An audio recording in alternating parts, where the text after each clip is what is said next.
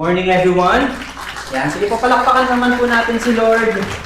That video was the recap video of our event last week. It's called High Five, and it was really great na we get to teach the next generation, the young children, kung paano ba ginagamit yung money, yung finances that the Lord has entrusted to us. And this is very much in line with our series today, You Are What You Eat. We're talking about the Word of God. And how many of you believe that it's really important to teach the young children, the kids, of course, hindi lang kids, but everyone. But particularly dun sa High Five, we were teaching the kids, the young children, kung ano ba yung sinasabi ng Word ni God pagdating sa stewardship ng finances, ng money that the Lord has entrusted us. So in the next coming year, we're gonna have more of it. I hope na as parents, we will come together para to learn something about parenting so that we can learn how to impart the Word of God in many different aspects, in many different ways to our children. So okay po ba yan? So we're gonna inform you once again sa mga susunod na parents gathering natin, High Five, Parents Hangout, and other kids events. So we're gonna be landing our series today just like what Coach Ron said. And can I invite everyone to stand up? We're going to be reading from the book of 2 Timothy.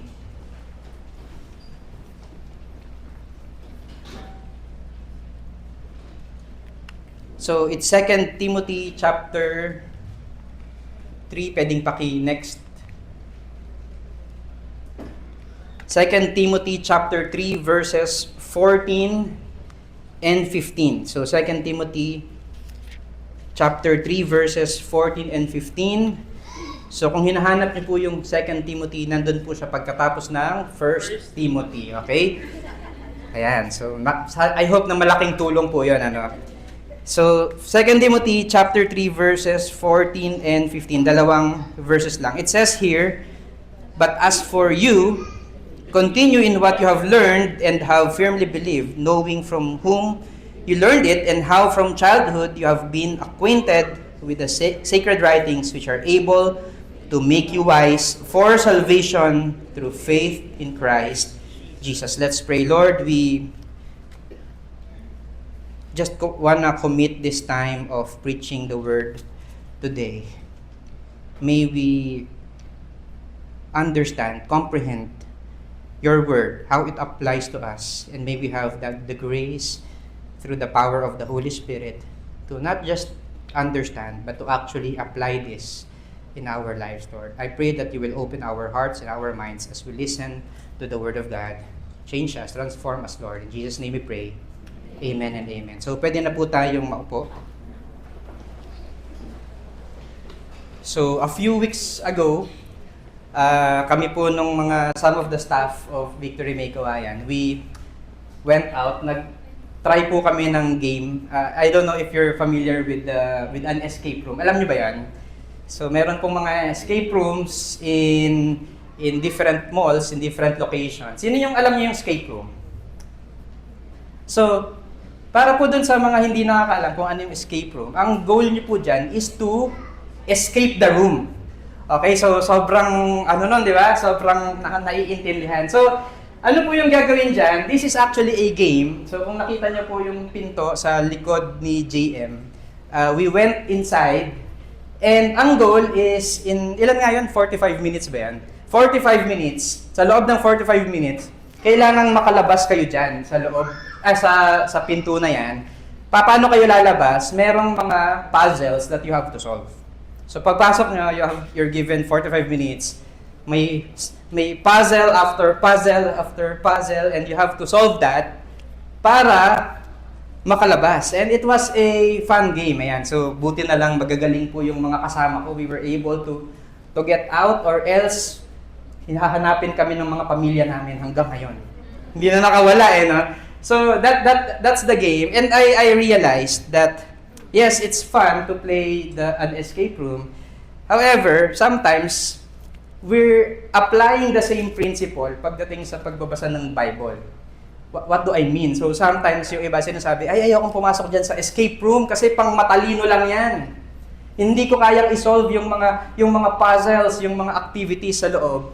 And in the same way, ganun din yung mindset natin pagdating sa pagbabasa ng Bible, ay hindi yan para sa akin.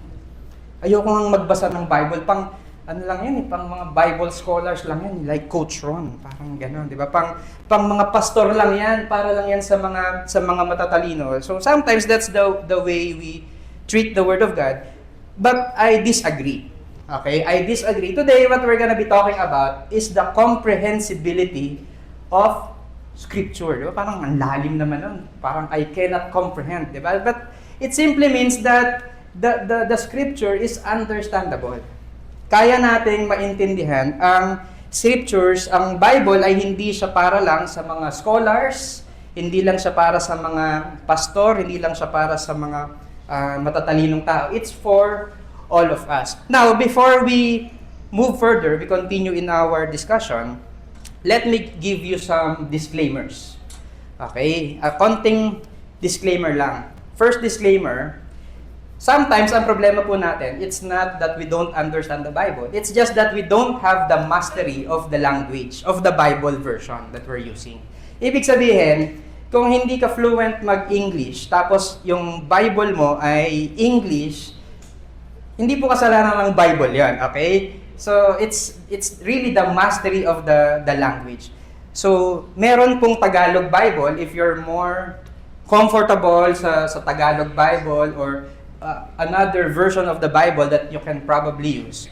Baka naman King James yung gamit mo, Old English, di ba? Kahit yata hindi Bible yung binabasa mo. Let's say you're reading a novel, kahit na ibang libro siya, mahirap siyang intindihin if you are not fluent with the language. Nagigets po ba? So hindi po kasalanan ng Bible yun. You can use another version of the Bible. Pangalawa, there are actually parts of the Bible in reality that are difficult to understand naman. Kasi yun pong Bible was written thousands of years ago. And so yun pong some of the context, the culture, yun pong pangalan ng mga lugar, pangalan ng mga tao, hindi na po natin yun context ngayon. So let me give you an example. So kunwari, sino po dito magki-Christmas party mamaya or in the next weeks to come? So ang gagawin niyo pag may nitira ay mag-Sharon. Yung word na Sharon, ngayon naiintindihan natin siya. Pero nung time ni Jose Rizal, pag sinabi mong mag-Sharon ako, hindi ka magigets. Bakit? Kasi si Sharon ay hindi pa buhay at hindi pa niya kinakanta yung balutin mo. Oh, ngayon, alam niyo, di ba? Hindi pa niya kinakanta yun. So kapag sinabi mong mag-Sharon ako, nung time ni Jose Rizal, hindi pa nila maiintindihan yon. In the same way, with the Bible, there are words, meron culture, may context na hindi natin naiintindihan ngayon because it was written in their time. Okay? So we have to understand that. And last is probably the reason why we don't really understand the Bible, it's because we're not making an effort to understand. So, naintindihan mo ba yung Bible? Hindi eh. Binasa mo ba yung Bible? Hindi eh. So, di ba, paano mo maiintindihan if you're not reading it? So, I hope na parang we have said all of those things. And now, ito po yung good news. Gusto nyo ba ng good news? Good news, in Jeremiah 29 verse 13, it says, "You will seek me and find me when you seek me with all your heart." So, ibig sabihin, if we will seek the Lord, especially through the Scriptures, especially through His Word, the Bible, the Word says na we will be able to seek Him and find Him when we seek Him with all of our hearts. And that's why today we're going to be talking about the comprehensibility, the understandability, the clarity of the Bible.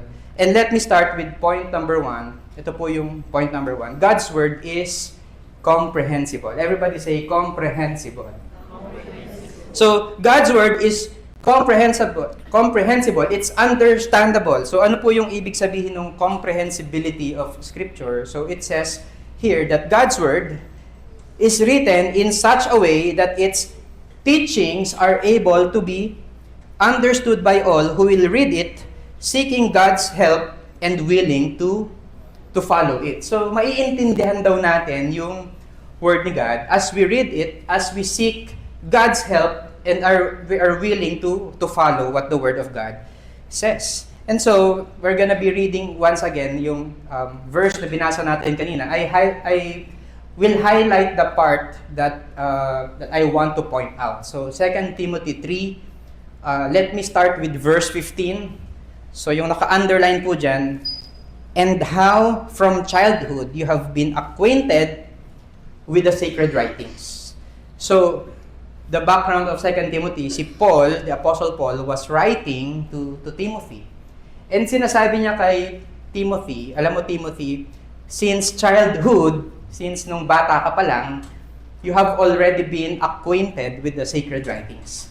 Simula bata ka pa lang, tinuturuan ka na ng Word ni God, ng Scripture. In fact, the other translations, hindi nga lang childhood yung ginamit, infancy. And how from infancy? Imagine, parang infant pa lang, baby pa lang, tinuturuan na siya ng Word ni God. And so, ano po yung ibig sabihin nun? Kung si Timothy ay bata pa lang, tinuturuan na ng Word ni God, ibig sabihin po nun, the Scriptures is comprehensible enough, clear enough to be understood by a child. And let me back it up with, in Deuteronomy 6. Si God, ito yung sabi niya, no? Deuteronomy 6, 6 and 7, and these words that I command you today shall be on your heart. You shall teach them diligently to your children, and shall talk of them when you sit at your house, when you sit in your house, and when you walk by the way, and when you lie down, and when you rise. So, ano yung sabi ni God? And for those na ako po yung nag-child dedication ng inyong anak, I have mentioned this to you as parents. You shall teach them the word of God. Teach them diligently to your children. Pag-usapan ninyo when you sit in your house, probably when you're having dinner. So, pag-usapan nyo yung Word ni God. When you walk by the way, yan, pag hinahatid mo na sa school. Diba? Kapag nasa SM kayo, you teach the Word of God. When you lie down, okay, bago kayo matulog, when you lie down, when you rise, pagkagising, ituro nyo na yung Word ni God. And of course, ano po yung ibig sabihin nito? We really, in everything that we do, we make an effort to teach the Word to God. Sa kanino? Sa adults lang ba? No. Ano yung sabi sa Bible? Even to your children. So, kung pinapaturo sa bata, I hope na tayo as adults, we will also understand the Word of God. Kasi yung bata nga, naiintindihan, how much more yung adults. And you see, ito po yung picture ng ating, one of our services in our kids' church. I remember nung isang beses, meron pong isang parent, siguro naman hindi po kayo yun may isang parent, dinala yung kanyang anak doon sa kids' church, ni-register, iniwanan, tapos bumaba, nag-grocery sa baba. And tapos after a while,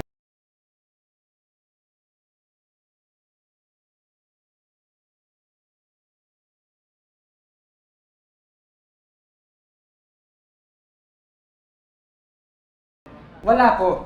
But what do we do in kids' church? We teach them the Word of God in a fun, in a child-friendly way. Pero again, ano yung ginagawa natin? Teaching the Word of God. Through games, through, ayan, itong picture na yan, through arts and crafts. Hindi po random yan, yung mga arts and crafts. Diba? Ano kayang papagawa natin sa mga bata? Wala tayong maisip. Kahit ano na lang, hindi. Everything that we do there, it's meant to teach the Word of God in a child-friendly way. Parents of young kids, can you raise your hands if you are a parent of young kids? I implore you, lead family devotions. Teach the Word to your children. Teach them Bible stories. Teach them about the biblical way of living. Nasa sa atin po yun because we are commanded as parents to teach our children diligently.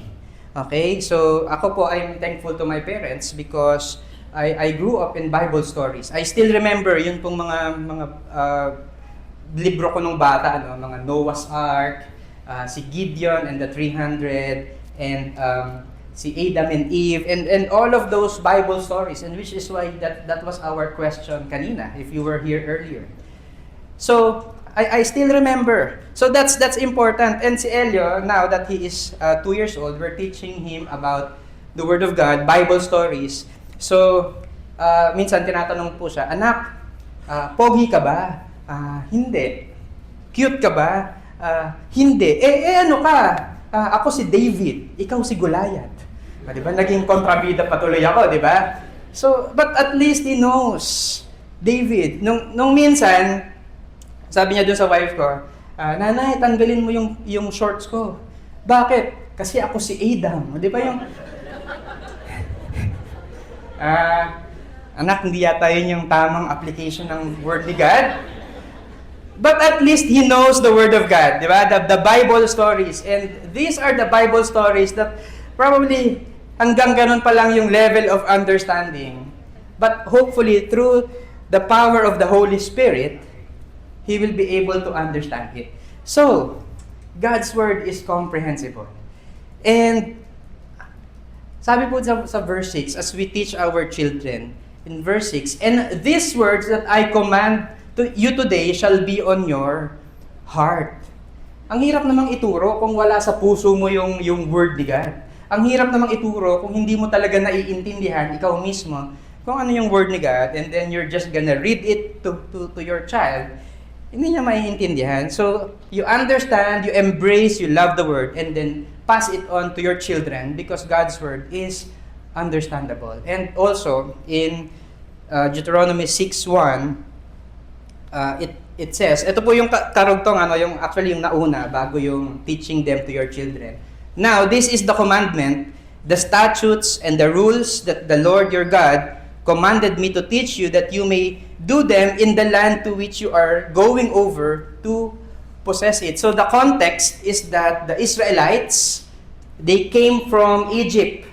They were slaves in Egypt, and now after 40 years in the wilderness, after 40 years, now they're on their way to the promised land. So konti na lang, papasok na sila sa promised land. And what did the Lord tell them? Ang sabi ni Lord sa kanila, itong mga words ko, yung commandment, the statutes, the rules, anong gagawin?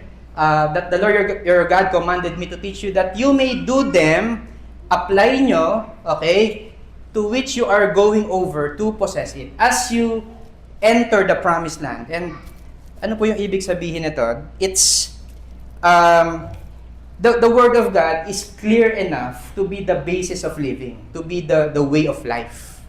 Kasi yung mga Israelites, they're gonna be starting a new season in their life. They're now gonna settle in the promised land.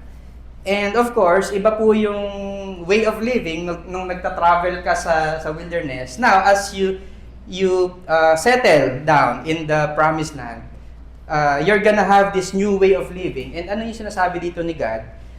Gawin nyo kung ano yung words ko. It's their way of living. And imagine, the Israelites are uneducated people. Galing po sila sa Egypt. Most of them probably were born in the wilderness. Probably most of them grew up in the wilderness, and so they had no formal education. And yet, the Word of God is so clear to them na kaya nilang gamitin yung Word of God as their way of life. Okay, so it's understandable to the uneducated, it's understandable to the children. Pero ito po yung gusto kong sabihin sa atin, how do we understand the Word of God? We can comprehend the Scriptures, the Word of God, through the Holy Spirit. It's not through your own wisdom or your own knowledge. It's through the power of the Holy Spirit that we can comprehend the Scriptures. In 1 Corinthians 2, verse 12, it says, now we have received not the spirit of the world, but the Spirit who is from God. So he was talking about the Holy Spirit, that we might understand the things freely given us by God. The Word of God, which was given to us. We will be able to understand all of it through the power of the Holy Spirit, as the Holy Spirit enables us. Okay, so the Word of God is comprehensible. Second, Dahil comprehensible siya, we make an effort to comprehend and to actually be conformed to God's Word. So, dahil naiintindihan natin siya, let's make an effort to comprehend and to conform to God's Word. And Paul was telling Timothy in verse 12 and 13, sabi niya, "Indeed, all who desire to live godly life in Christ Jesus will be persecuted." Sino po dito sa inyo gusto nyo to live life? Ayan. So for us who wants to live a godly life, sabi ni Paul, we will be persecuted. There's gonna be challenges, persecutions. And verse 13, while evil people and impostors will go on from bad to worse, deceiving and being deceived. So, ang reality is that there's gonna be people who are impostors, people are evil,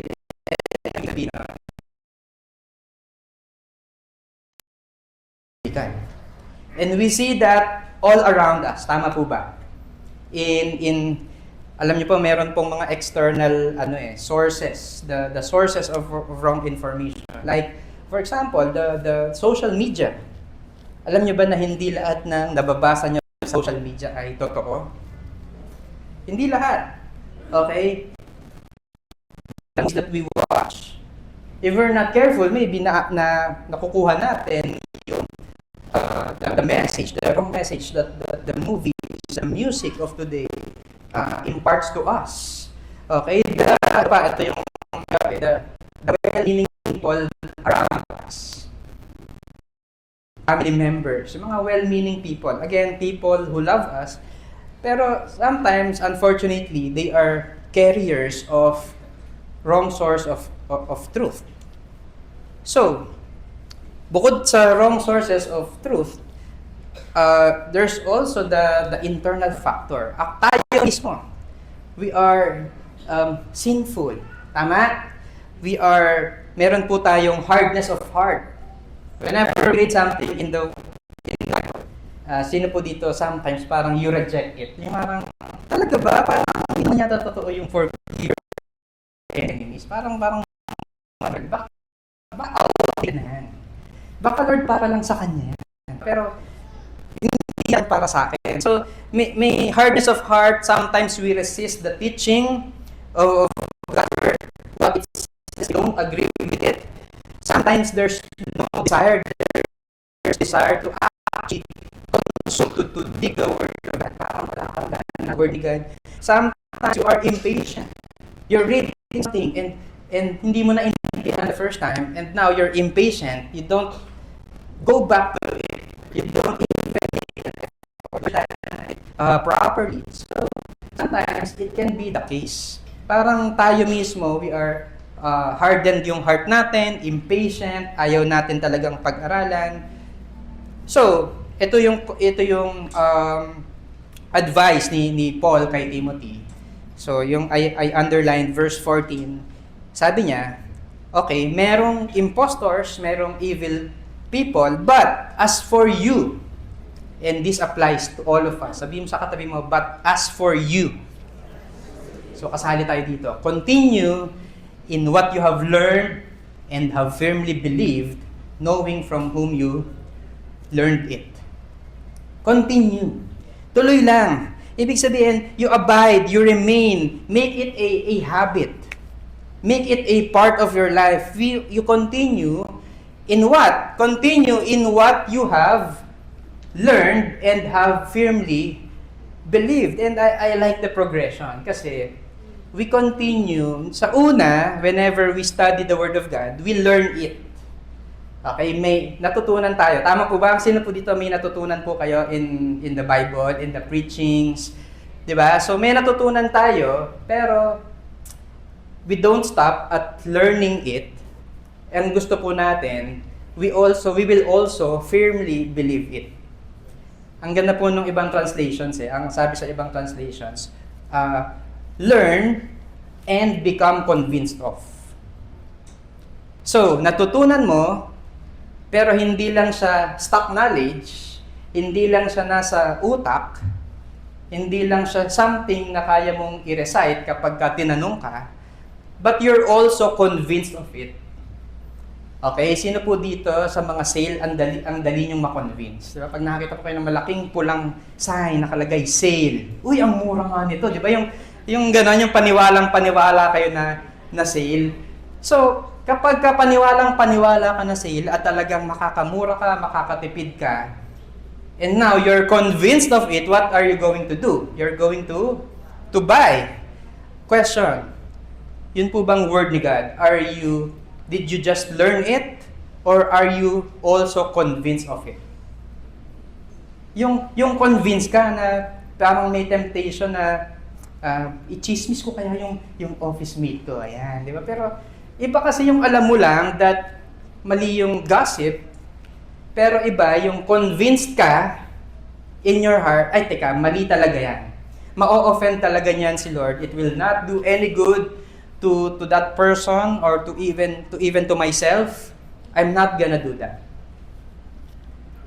Again, iba yung alam lang natin. Iba yung we are really convinced of the Word of God. And I hope that we will continue, we will abide, we will continue to study the Word of God, to learn about the Word of God, but not just learn, but to actually be convinced of God's Word. So that's what it means. And alam niyo po, ang may pahabol po dyan si Paul, knowing from whom you learned it. And kanino ba natutunan ni Timothy yung word ni God? Kay Paul, one of which is Paul. Of course, he learned it from when you read from his mother and grandmother, si Eunice at si Lois. But natutunan din niya yung word ni God kay Paul. And this is why in verse 10, sabi ni Paul sa kanya, you, however, have followed my teaching, my conduct, my aim in life, my faith, my patience, my love, my steadfastness. Ang gaganda, ang daming natutunan ni Timothy kay Paul about the Word of God applied in his life. Teaching, conduct, aim in life, patience, my love, my steadfastness. Pero hindi lang yon. Meron ding persecutions and sufferings that happened to me at Antioch, at Iconium, and at Lystra, which persecutions I endured, yet from them all the Lord rescued me. And this is the Word of God applied. Alam niyo yun, kaya tayo convinced of the Word of God because iba kasi kapag ka-theory lang.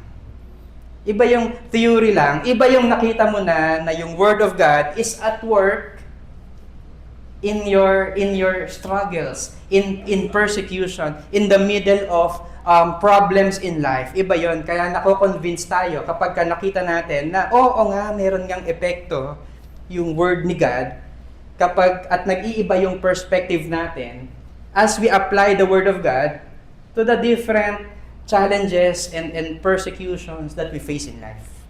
So, ang goal natin is not just to learn, not just to know in our minds, but to actually be convinced of the word of God. And so, we make an effort. We make an effort to comprehend and to conform, to follow the Word of God. So, I'm gonna give you some practical tips, practical steps. So, some practical steps to comprehend the Scriptures. Number 1, let's commit to a regular time of studying, of reading the Scripture. Basahin natin, kaya nga siya devotion. Diba? Nag-devotion ka na ba? Kaya nga siya devotion because you are devoting your time and your effort to it. Okay? So commit. I-identify nyo, bakit nga ba ang hirap? Di ba? Baka naman meron tayong dapat na i-adjust with our schedules. Baka kailangan gumising ng mas maaga. I don't know kung ano yung mga adjustments that we can do. But I hope na we're gonna commit to a regular time of studying the Scripture. Second, we ask the right questions. Like, ano ba yung sinasabi ng Word ni God? Meron akong problema ngayon. Pagdating sa finances, pagdating sa relationships, pagdating sa temptation, what does the Word of God tell about my situation? How do I apply the Word of God in my situation. So, we ask the right question so that, alam niyo yun, mapag-aralan natin. Bakit sinabi to sa Bible? Bakit sinabi to ni God? Ano yung ginawa niya? Bakit mali ito? Ano yung makaka-honor kay Lord? Okay, so let's ask the right questions so that we can learn. Next is, we use a Bible version that you understand. So, pumili ka, marami pong Bible version today na mas naiintindihan natin. If you want to use English, go ahead. If you want to use Tagalog, go ahead. In fact, I suggest that you use multiple versions. That's what I do. I read multiple versions. Bakit? Para mas maintindihan. Okay, so read multiple versions of the Bible. Kung ano yung naiintindihan mo. Okay? Huwag nating ipilit na King James, kung ang lalim nun, hindi natin naiintindihan. So use a more understandable Bible version for you. Okay? So next is to pray the Word. Ibig sabihin ng pray the Word, di ba naniniwala ba kayo na the Lord answers prayers? Tama? Pero the secret to answered prayers is to actually pray according to God's Word. Kapag nag-pray ka na, Lord, sana pong mamatay na yung kaaway ko. Sana pong masagasaan po siya ng ginagawang trend. Ayan. So, I don't think na that's gonna be an answered prayer. Bakit? It's not what the Word of God says. Pero when we pray according to the Word, then the Lord answers our prayers. Next, we study God's Word in a community. That's why we always encourage you to join a victory group so that we can learn and study and apply the Word together in a community. If you miss a day of reading the Scripture, read it the following day. Sino po dito, minsan sa sobrang busy ninyo, hindi na kayo nakapag-breakfast. O kaya malilate na ako sa school, sa work, hindi ka na nakapag-breakfast. Meron po ba? Ayan, di ba? Or lunch. So, ano gagawin mo kapag ka na-miss mo yung breakfast? Ay, hindi na ako kakain sa buong buhay ko. We don't do that. Pag na-miss mo yung breakfast, di ba, bawi ka sa lunch. Gawin nyo rin yan sa Word ni God. Hindi ka talaga nakapagbasa ng Word ngayon, bukas, tuloy lang. Okay? So, if you miss a day of reading, do it the next day. Ano pa? Share what you learned, what you have learned from the Scriptures to others. I-share ninyo. Ituro ninyo sa iba because you grow in your understanding as you teach something to others. And also, be intentional in applying what you have learned to your life. I-identify ninyo, di ba? Ano ba yung, saan ko ba pwedeng i-apply yung Word ni God? In what areas of life, of my life, should I apply this Word? So, be intentional in applying what you have learned because we're gonna make an effort to comprehend, to understand the Bible, and to actually be conformed to it. Okay? And last, ano yung result? Ano yung result as we comprehend and as we become conformed to the Word of God? Ito, being conformed to God's Word makes us wise for salvation. Makes us wise for salvation. So there's a reward of being conformed to God's Word. When we follow, when we obey what the Word of God says, meron pong result sa atin. In Deuteronomy 6, verse 3, so, pabalik tayo kay Deuteronomy. So, sabi ni Lord sa Israelites, Hear therefore, O Israel, and be careful to do them.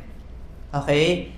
Do them, be conformed to it, and ano po yung result? That it may go well with you, and that you may multiply greatly.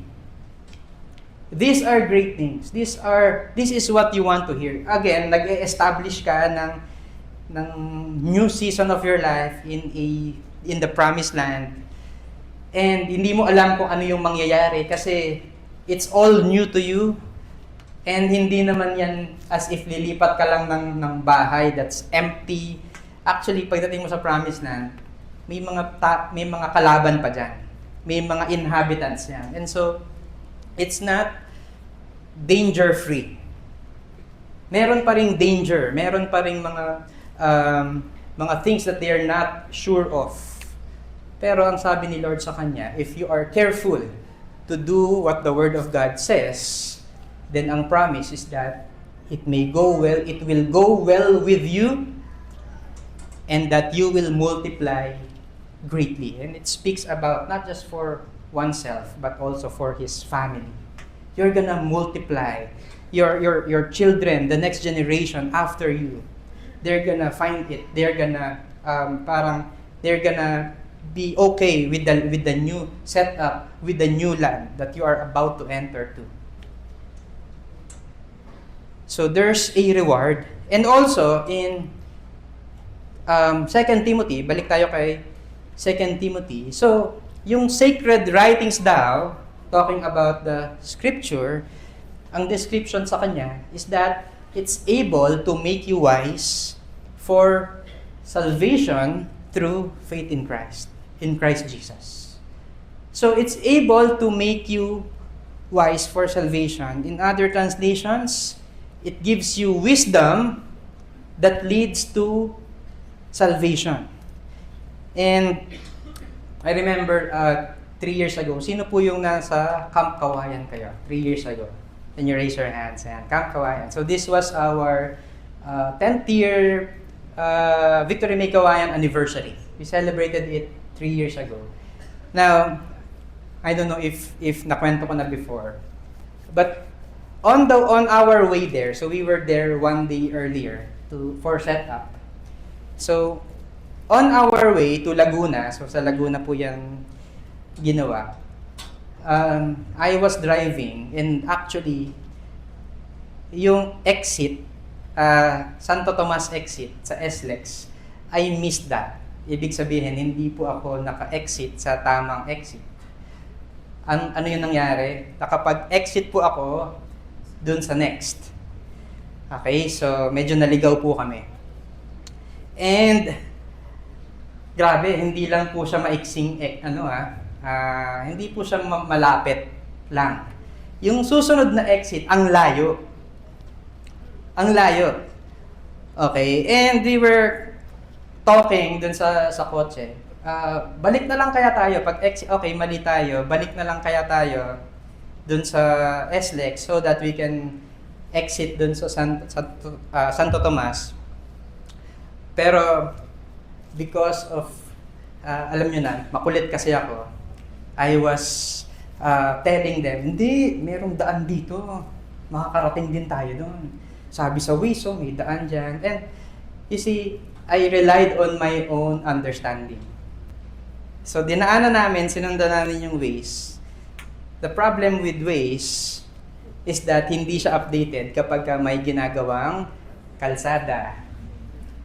And yung mga dinaanan namin, sarado, nagtanong kami sa ibang tao, ikot po kayo dyan, sa ganyan. Pag ikot namin, sarado. Yung parang, paano tayo aalis? Paano tayo makakarating? And sabi, hindi, balik na lang tayo dun sa exit. Hindi, kaya natin, dito tayo dadaan. Alam niyo kung ano yung nangyari? Napakatagal, bago po kami nakabalik. Napakalayo nung inikot namin, nakailang tanong kami, nakailang liko kami. And I feel like that's in the same way with the Word of God.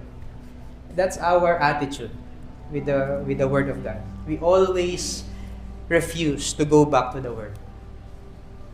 We always refuse to go back to the Word. And alam niyo po, si Lord,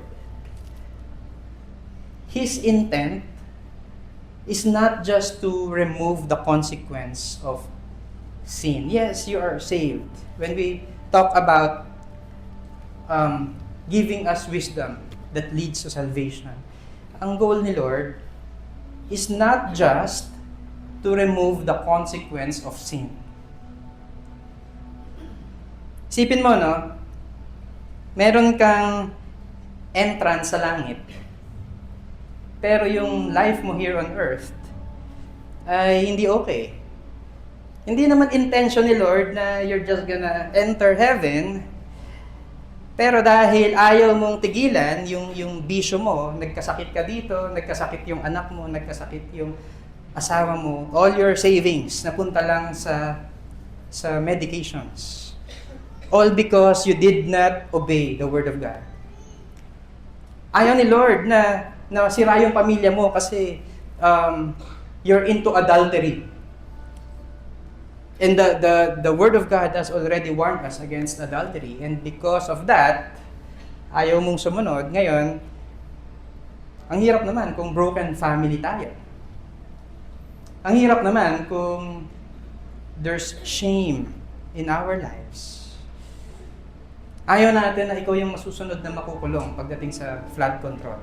All because you did not obey what the Word of God says about being content in money and in Christ Himself. And that's why the Lord gave us His Word. Bakit? So that we can be wise for salvation. So that we can have wisdom that leads to salvation. And again, when we talk about salvation, it's not just about going to heaven. What is it about? It's also about having power over sin, not being a slave to sin. And of course, the Word of God tells us, don't be a slave to sin. Don't do this, don't do this. Instead, pursue this. Pursue the Lord. Because God wants the best for us. Naniniwala ba kayo doon? That the Lord wants the best for us? It's not just that the Lord wants to take away the consequence of sin. He wants to remove sin itself in us. Because the Lord loves us and the Lord wants the best for us. But how many of you will agree with me na kahit anong pilit natin ng pag-obey sa Word ni God, we will all fail at one point. Diba? That's why ang sabi dito sa Bible, the sacred writings which are able to make you wise for salvation through faith in Christ. Listen, we cannot obey, we cannot understand the Word of God apart from the grace of Christ in us. We can't obey. That's why salvation is through faith in Christ Jesus alone. It's through faith in Christ Jesus alone. You know kung ano yung wisest thing that you can do today is to put your faith in Jesus Christ. It's to put your faith in Jesus Christ because salvation is only possible in Christ. Alam niyo po si Jesus. We're celebrating Christmas. Excited na ba kayo sa Christmas? We have the Christmas decors all around us. Jesus Christ on Christmas Day was born and lived a perfect life in obedience to God's Word, died and resurrected.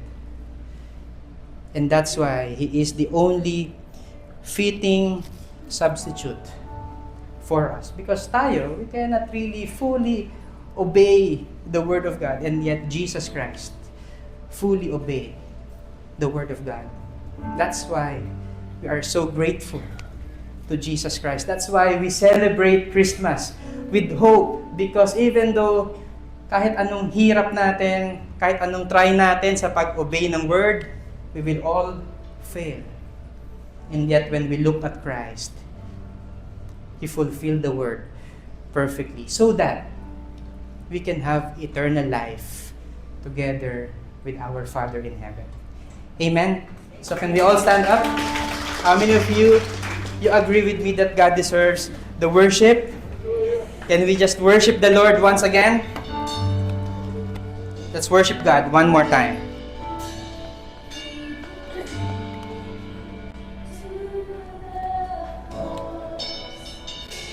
Where your blood was shed.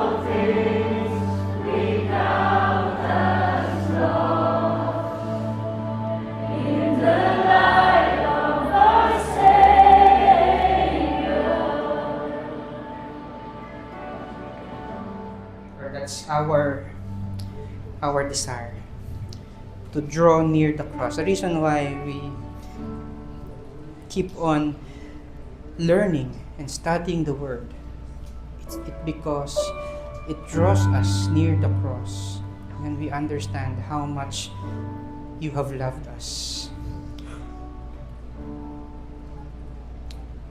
Today, I'd like to pray for all of us. If you are saying na you want to grow, you want God's grace to make an effort, more effort, and for the Lord to give you understanding of the Word. Can I invite you to please raise your hands if you're asking, Lord, I need grace. I need grace to study the Word, to be in love more with the Word, to apply the Word in my life. This is an act of humility. So we're gonna pray, but later, after we pray, this is what we're gonna do. I'm gonna invite those who are not yet going through one-to-one to fill up a form so that you can go through one-to-one, so that somebody can explain what the Word of God is to you. Okay po ba yan? So let's pray. Lord, you see all of the hands that are raised today. Thank you, God, because you want the best for us. Thank you, God, because you have given us your Word so that it can be our way of life. Thank you, God, because the Word is so comprehensible. Even the young children can comprehend it. Even the young children, our children, will grow up knowing and understanding the Word of God. But Lord, we admit, God, that sometimes yung passion, yung desire, yung hardness of heart has already settled inside of us. And probably we have allowed it for several years, for a long time, na hindi namin naiintindihan yung salita mo. We're not being transformed by the Word of God. So Lord, we're asking for grace. Una, that we're gonna be excited to look into the Word.